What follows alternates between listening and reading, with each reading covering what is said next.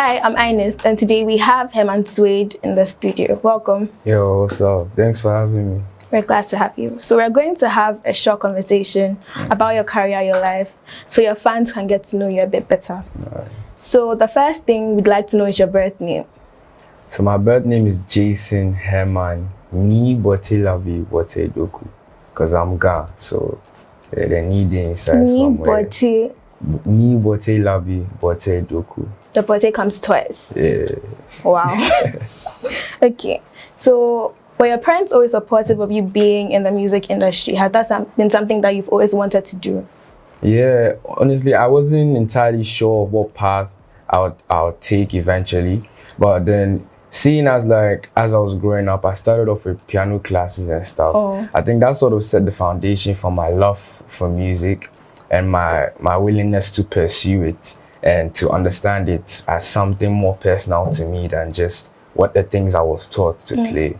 So yeah, I'll say as far as them enrolling me in classes to play piano, it was by force. Now I'm like my mind on the inside. Oh yeah, but I think I'm grateful to them because that has eventually paid off, and as of now, they play the core part of my management team as a whole. So it's just me and my close friends and family. So yeah, they're very supportive and are involved in my career as a whole. And I'm grateful for their support. So your support system is mainly family and friends? Mainly family and friends, yeah. Oh, okay. So it comprises of my cousins and then like my brothers and like it's a family movement. So who's your manager? Your mom? I'll say my parents, yeah. Your parents? Both my parents, yeah. And they have the time to drop everything else and come make sure that you're that's what I'm most grateful for. Like despite like everyone's individual like schedules, responsibilities, they're able to make time for me and for my craft. So yeah, shout outs to my team. So who would you say are your biggest musical influences, both locally and globally? Locally, okay, I'll say people I listen to a lot like on the come up have been Kelvin Boy, okay, La Mem Gang, hey, Sarkodie, okay, Manifest. There's a lot though, like I can't name all. And internationally, who would you say? Internationally, I'd say Frank Ocean, Billie Eilish. The dark stuff. Yeah, I'm not emo, but like you like the dark things. Every now and then. And then a lot of the R&B people, obviously Davido, Wizkid, Burna Boy, big inspirations. But like I listen to a wide variety of music, so I feel like that also has an influence on my sound because it's kind of like Afro fusion. Oh. Yeah, you feel me? So what has been your favorite stage thus far in your career? Honestly, in 2018, I had the opportunity to host my own headline show. Oh yeah, After Prep. So that was hermansuede, like my own show, and like that has been my best experience so far. Cause like obviously being able to connect with my day one fans, performing all my songs, and yeah, the turnout was amazing. Like almost about 800 people pulled up for me. That's crazy. Yeah, it was my first show. It was ticketed, and like it was just an amazing experience. And performance craft is something I take very dear to heart. So like I came through with like the sound effects, the backup dances. I did dance for Steve Talk. So Charlie, it was an amazing experience for me connecting with my fans, my real fans, and like. Oh yeah, people pulled up for me to support, and I'm grateful for that. Okay, so speaking of After Prep, are you going to have a follow-up this year or next year? Anything your fans should expect, as in concert-wise? I was looking forward to doing After Prep this year, but like we're not sure, you know. This year, the year is almost over, basically so but like, you could do something in January. Oh yeah, for sure. Or next year, for sure. Next year in December. Okay, so that's a promise from me to your fans. That's a promise. Even if it's not on the same like grand scale as my first one, therefore just something intimate with your fans. Yeah.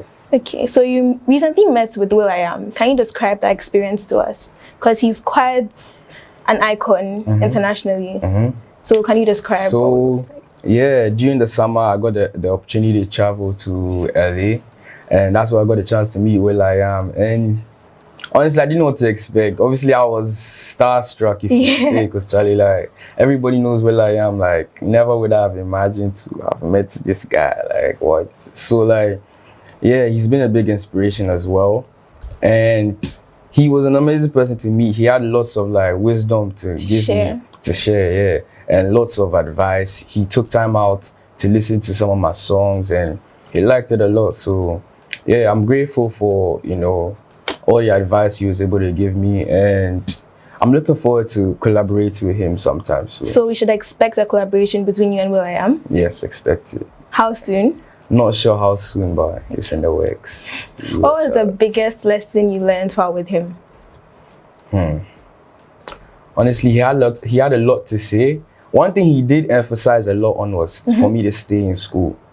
And he used himself as like a testimony for that, because he was saying that if he had like pursued an education, like he would have been able to like achieve so much more as far as his career as a whole. And in as much as he's very entrepreneurial, he's involved in a lot of like other like avenues aside just music, what we know him for. Yeah, he's very business minded, and even the decoration of his studio, all his works are there, like all the movies he's been involved in, all his businesses. So that alone just like was inspiring for me, like being a man of his word, and like as well as his innovative capacity, he just inspired me a lot. So yeah, one thing he emphasized on was to stay in school and like also just pursue the things I love or have passion for. So. Speaking of school, let's talk about your educational background. What was that like? Where did you go to school? Where were your courses? Do you intend to further your education? Yes, for sure. So right now I'm at Ashesi University and I'm studying business. Okay. So like, yeah. So do you want to like get your own brand, or you want to do something administrative?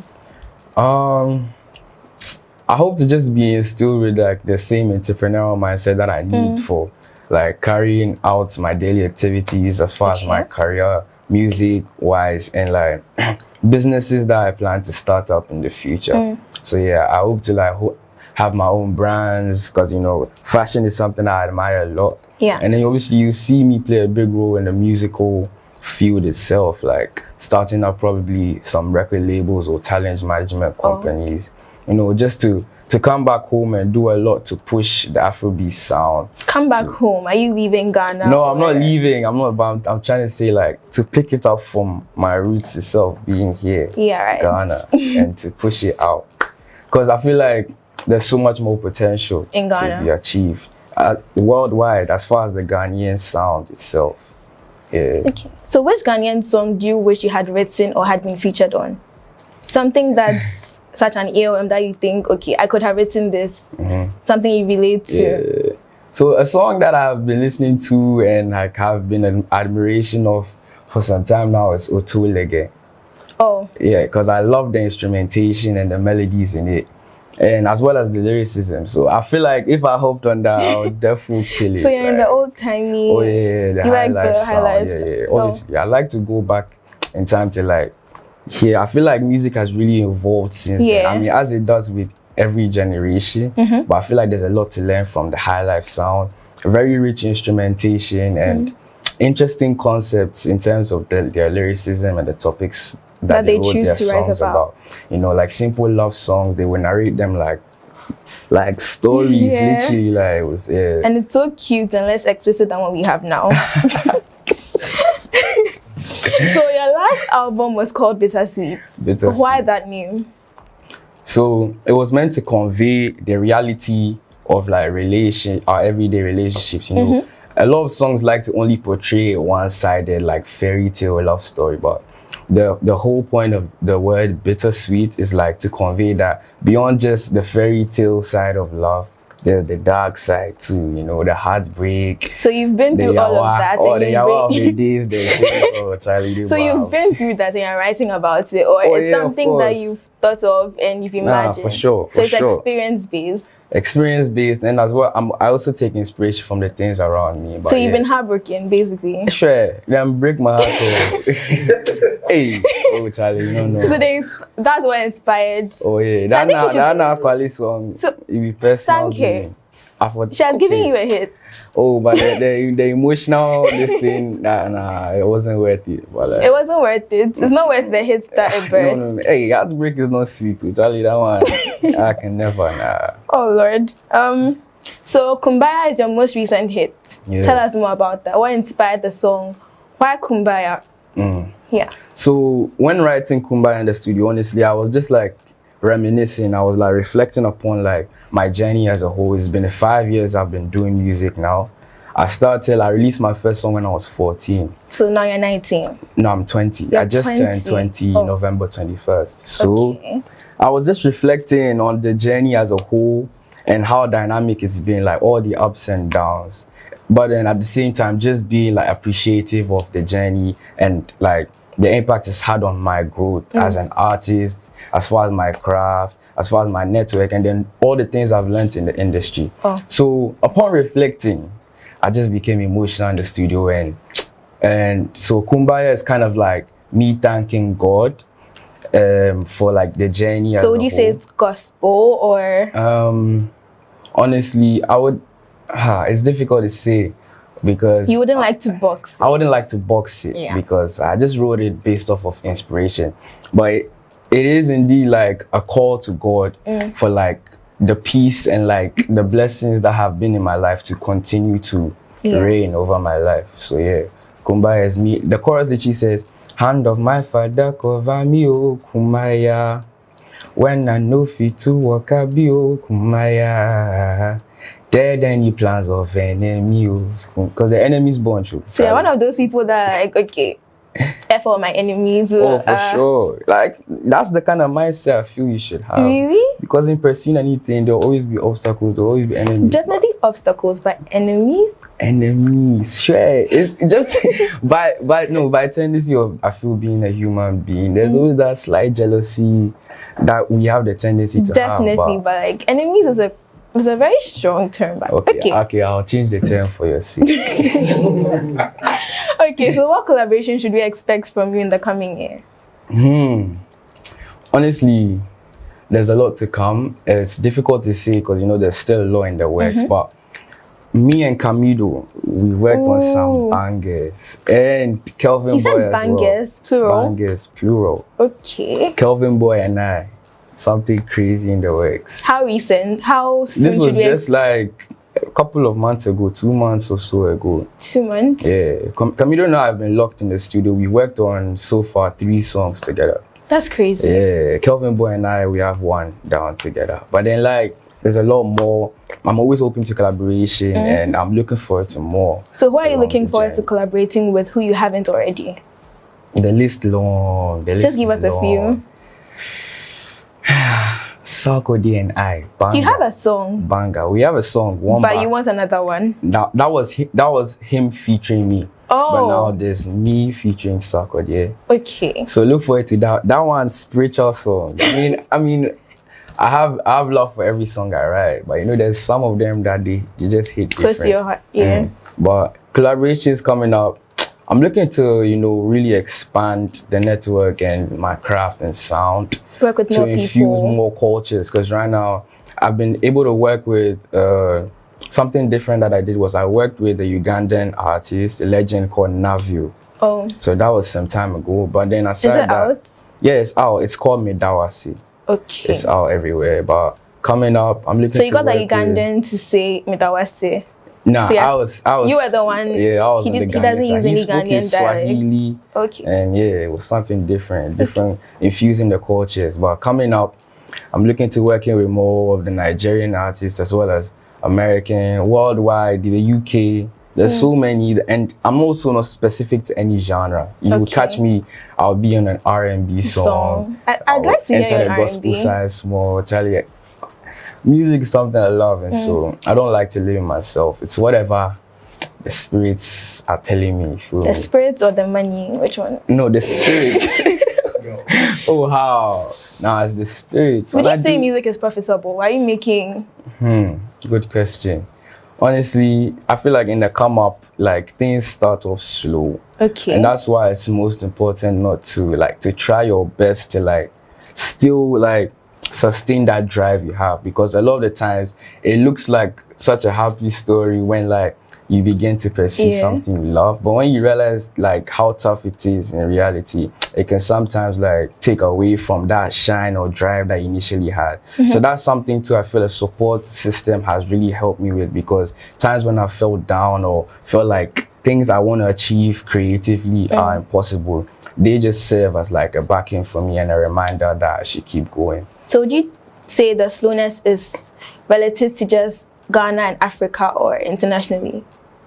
In comparison with you in Ghana and other artists, young artists on the international market, would you say it's cause of the country you're in, or it's something that's applicable to everyone else? I should say generally it's applicable to most, but per my experience in Ghana, I feel like support had come a little, like it had been very slow and gradual along the way. Breaking into the market was quite a difficult thing, and things that usually would like serve as a deterrent for people would say things like, oh, probably I don't speak enough of the dialect inside. So me, I studied at the garden things. If they want me to bring my Ghanaian So because you're at DB, it was hard for Ghanaians to relate to you. No, honestly, there's a lot of factors I'll say are involved, but just give us three factors you think affected. No. You see, when I go like that, it becomes too personal. Okay. It's nothing like that. As I said, dead all the plans of enemies. Kumbaya. Okay. Yeah, I'm on my grind. I'm focused on my music, and by God's grace, I see things will come through for me. Glad to hear it. Okay, so something you'd like to say to your fans? Obviously, I just want to say a big thank you to every single person that's been supportive, from Coach Sheldon himself, the main man, then my fans, or my team, my friends, my family. Everyone that's just been involved in pushing the hermansuede sound to the world. I never go forget you guys. And so like, yeah, I'm grateful for everything, for the support. Stream my newest single, Kumbaya, and the music video just came out on YouTube last week, and it's doing pretty well. We're on 20K right now, and yeah, stay tuned for more from hermansuede. It's sick on the beat again. I'm Ines, and we're out.